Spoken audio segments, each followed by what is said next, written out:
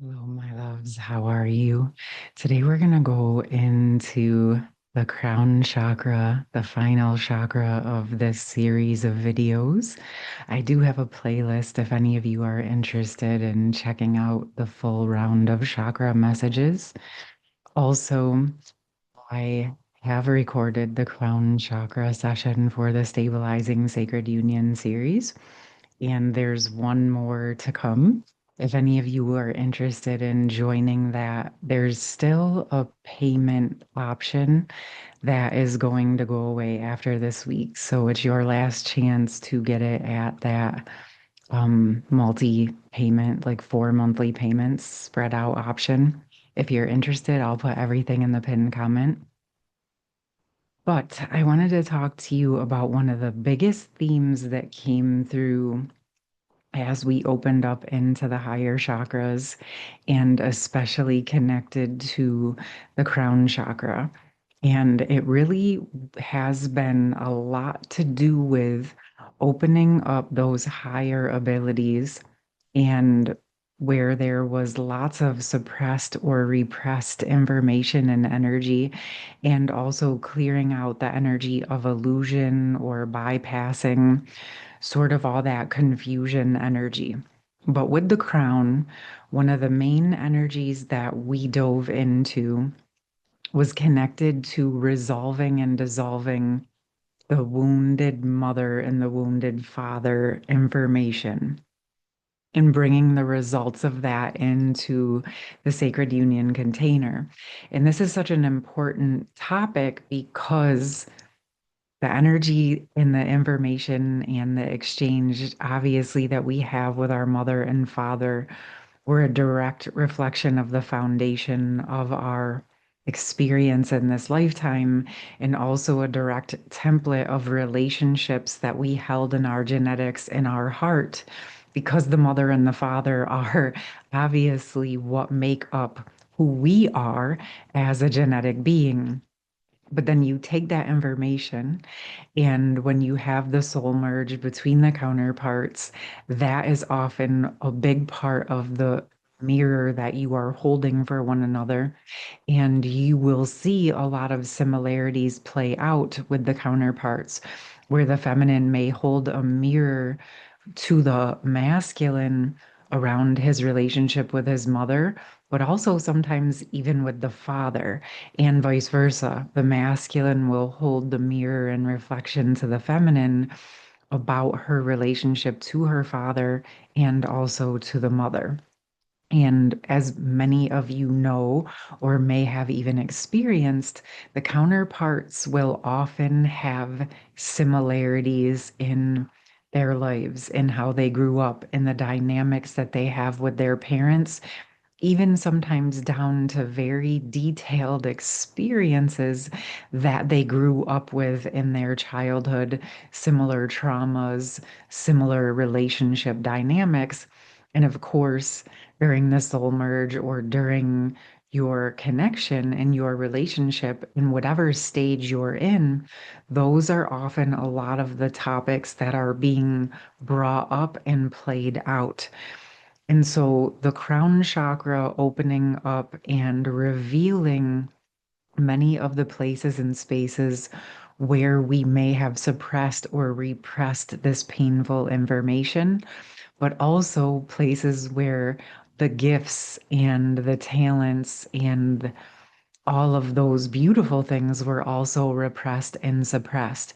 So, as this opens, as those traumas resolve, as you're bringing back in the clarity and the truth, and allowing yourself to really, that's an important part. Whatever chakra you're working on, but especially with the crown, being open to see and hear and sense all of the truth, right? It might be uncomfortable, but when we can accept the truth of how things are and what they are, then we can actually know what moves to take. Then we know how to move forward for ourselves.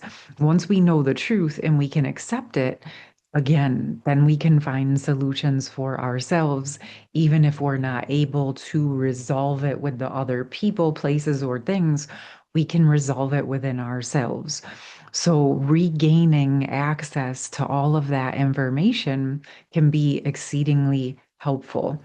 I, through this series, was quite surprised at how much repressed information was actually still residing in the higher chakras. It was definitely one of those blind spots, per se, because especially when you're so intuitive and connected, you're not realizing how much is still repressed. And this has been a super powerful experience for me and for those who have participated. But I feel it's really important for that stabilizing sacred union because as you're connected through your crown chakra all the way through to the roots and embodying your energy in your system in a new and clearer way, this allows you to energetically communicate more clearly and deeply, not only with yourself, but of course with your counterpart connection, especially because it is such an energetic connection.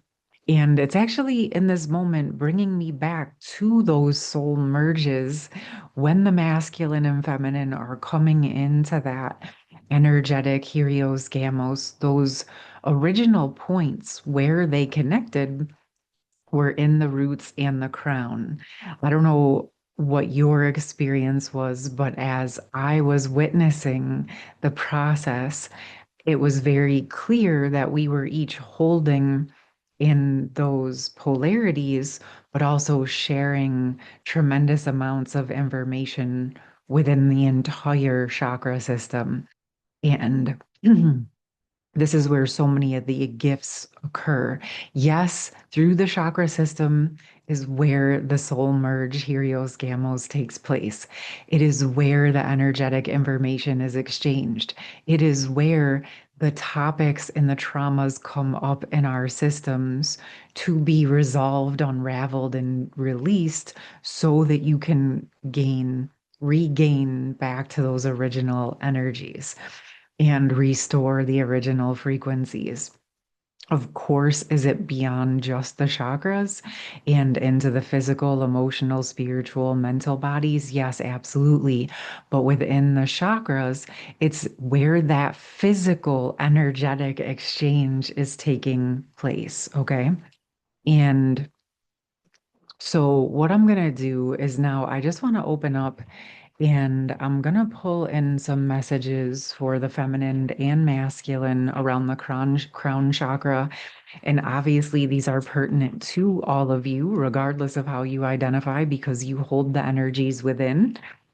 But I also feel that they may be a little bit more pertinent, or you might notice a deeper connection to yourself or your counterpart and how that plays into the shared space. I'm going to pick both first.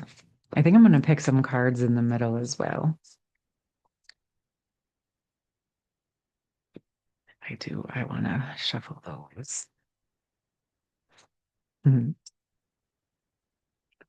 Okay. Wow. So for the feminine, we have build your world, creations, expansion, networking. And for the masculine, we have mindful groupthink. This is wow. Okay. I'm actually going to read them together because it's like I can really feel where they're coming together. And interestingly, what I'm feeling is the feminine holding the sacred union container, building her world, holding herself, stabilizing her energy in the new, really anchoring into the earth and bringing all that higher essence into the lower chakras. And then we simultaneously have the masculine moving up into the higher chakras and really expanding his perspective into the mindful group perspective, where he's starting to really see the broader perspective and the bigger connections. And the feminine is becoming more focused and stabilized in the earth. It's such a perfect, beautiful energy of it's such a representation of what the Helios Gamos, of what the soul merge supports in accomplishing. It activates both the feminine and masculine into their own internal union energies. Essentially, that embodiment into activating all of the chakras into all of their potential. And it came through in the third eye, where like each chakra was becoming a yin yang of itself and balancing the masculine and feminine within each chakra. And this, sorry, I'm just writing that down because it feels important. This it is a representation of the yin yang balance within the connection, within your energies, within the chakras. It's like the micro to the macro. And as each one of you works with these energies, you're supporting the overarching energy of all things coming into that harmonious balance. It's when I say that, to me, it's just about accessing more and more of who you are. Is it there? Yes. Has it always been there? Yes. But if you don't know where to look or what you are looking for or how to use it, right, it can be helpful to open that up and start to learn how to actually work with all of who you are. And that is what the masculine and feminine do for one another. And a lot of energetic information, physical world, emotional, spiritual information is exchanged in the chakra systems, right? In the activation. Okay, I'm gonna pull a few tarot just in between. What other messages can we bring through connected with the crown chakra and what you can know, what you can work on to support this process right here and right now? All right. Wow. Okay. So, right out of the gate, we get the Two of Swords, and I heard there's something that you're not seeing. And this is clearly in the upper chakras. And then the Hermit, it's like your higher self can see it, though. Your higher self has the answer. And this is why we focus on the embodiment and bringing it into the crown.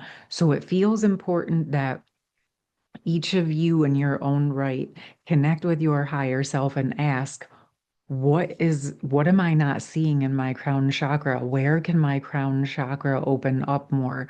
Is there something that's being blocked or hidden from me? And can you help to reveal that so that I can untangle it? Or can I just set the intention to start opening and unraveling what I'm not able to see?